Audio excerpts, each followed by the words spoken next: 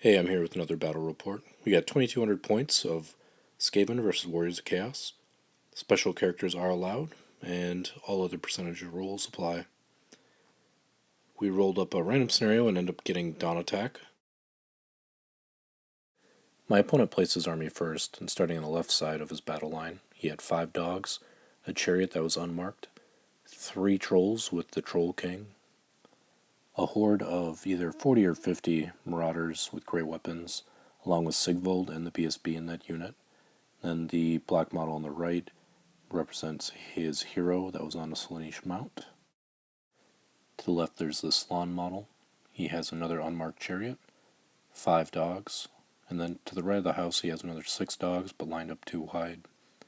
Then he has a big unit of 20 or so warriors, marks each, but they have the Frenzy Banner, and halberds. So starting on my left, I had a building where I put 7 gutter runners in. I have 7 plague sensor bears, kind of sitting in front of my 50 slaves there with musician and shields. To the left of the slaves there's a block of 6 giant rats, 5 rats and a packmaster.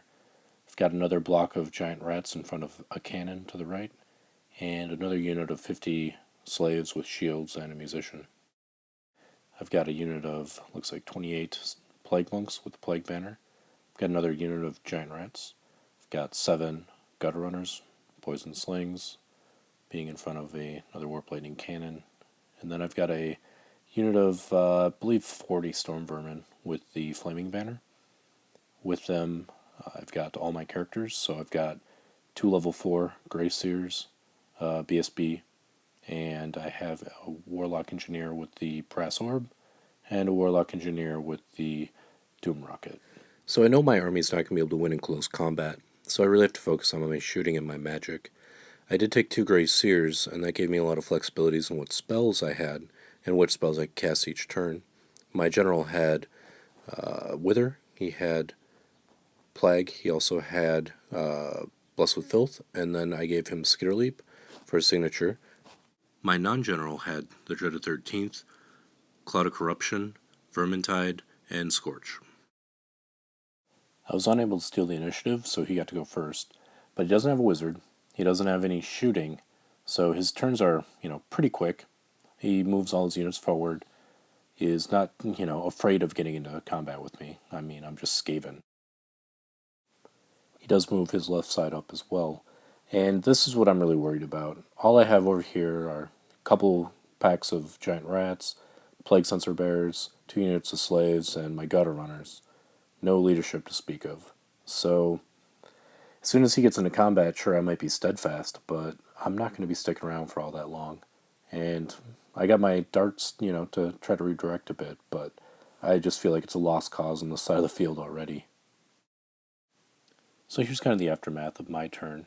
I take both my Grey Seers out of the unit.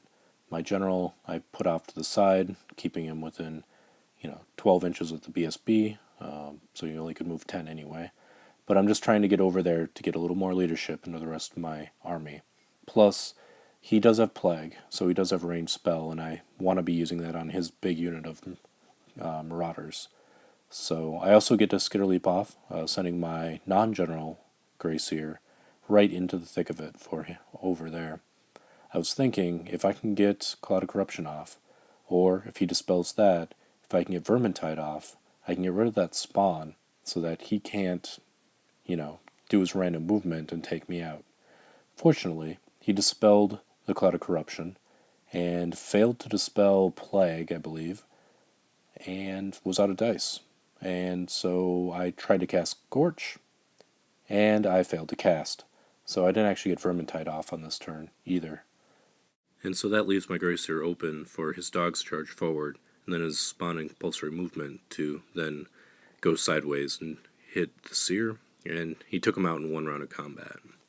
And on the left, the Plague Monks are so far up because on his turn he brought his hero on a Slaanesh mount right in front of them and used a breath weapon and tried to Ruby Ring of Fire my Grey Seer that was on his own.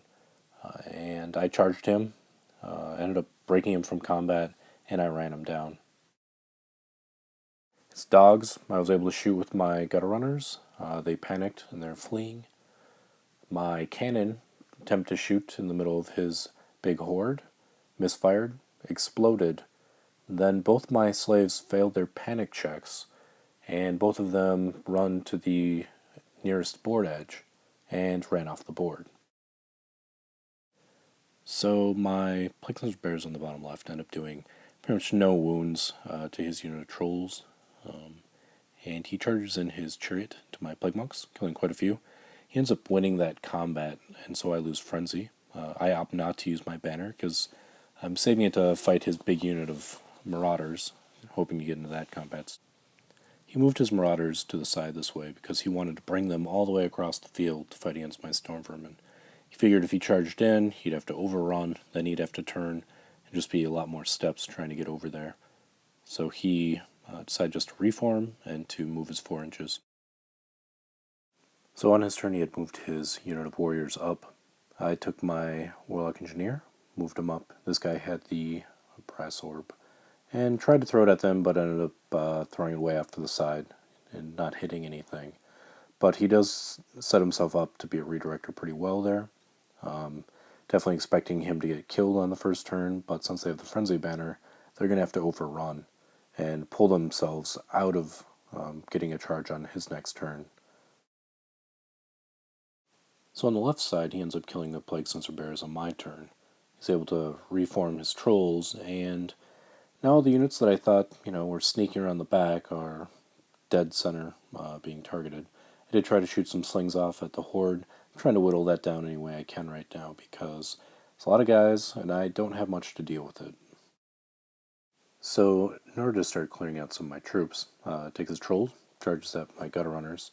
I flee, but flee through my giant rats, who make their leadership 5 test to stay and interrupt his charge because he was unable to redirect.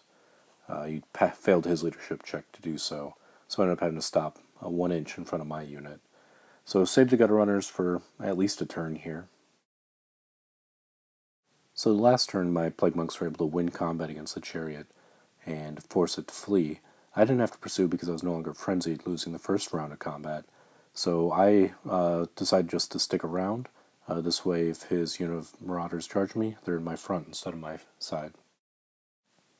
So on his turn, my Plague Monks I elect to flee with, because I know they're heading towards my General and my BSB, so it'll be a rerollable 8 to reform. Also, I'm trying to keep those Marauders as far away from my units as possible, so a failed charge, he's moving at least at most 6 inches instead of beating them, overrunning, and or marching. And here you can see he did take the bait, and he charged my Warlock. He didn't really have much other option due to his positioning. So I charge his dogs, he elects to flee. I'm able to redirect and make the long charge into the spawn. So this is pulling me way out of the way from his warriors, but it's bringing me closer to that horde, which is scaring me a little bit. My monks do rally, and my Grey Seer, I believe, cast poison on them, and plague on the Marauders. So the Marauders aren't too likely to jump in, because I still have the banner, and that's going to be a lot of wounds going through. So on his turn, he's forced to reform his Marauders because he's got the dog in front of them. The dog does charge at the Grey Seer, makes a charge. Then the Grey Seer kills it in combat with his one attack. But it left his Marauder unit unable to charge because he couldn't charge through their own unit. On his turn, I am able to kill the spawn, but I elect not to overrun because I don't want to be any closer to his unit than I have to be. Also, his trolls on the left side are basically just chasing down my gutter runners. He can't actually make the charge. They just keep fleeing and rallying, and my giant rats are swinging past trying to get over to this unit of Marauders. His Chaos Warriors on the right, all they could do is reform on his turn, so he's waiting to get them marched back up and get them into combat. I charge this unit with the giant rats out of the bottom because it's a frenzied unit, hoping that I'll be able to have a model survive.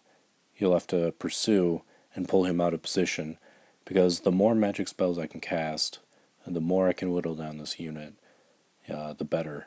So what ends up happening is Sigvold comes over, does, I don't know, 5 or 6 wounds, killing off all the giant rats. And then the remaining Grey Weapon guys finish off the Pack Master. So hoping Sigvald would only be able to kill a couple, and then with all the strikes going simultaneously, they wouldn't be able to kill the Pack Master because they couldn't target him. Therefore, having one guy survive, and they would have to pursue. And here's the right side. Chaos Warriors are, all the way on the other board after overrunning and then reforming. And now I'm just shooting with everything. Cannons going off, got gutter runners shooting as many times as I can. Not really focusing magic on them because I'm still worrying about a large unit of marauders. So on his turn he charges the gutter runners with his warriors, and I elect to flee. So again, keeping them from getting to the major combat or marching. If he would have gotten to combat, he would have reformed and been on my flank. He also charged my Storm Vermin with his unit of marauders, and I guess it makes sense because if he would have charged the monks, he would have destroyed them outright, and then he would have ended up overrunning out of combat again, so I would have continued to be shooting him with magic. So on his turn he had killed quite a few Storm Vermin, but I was steadfast and survived that. So on my turn I flank charged him with the Plague Monks, and on that side he had Sigvald, so he was using him to try to chop down Plague Monks each turn. I was able to get poison off at least once on the Storm Vermin, and I believe I also withered his unit. And here's just a quick shot of his warriors still not getting into combat.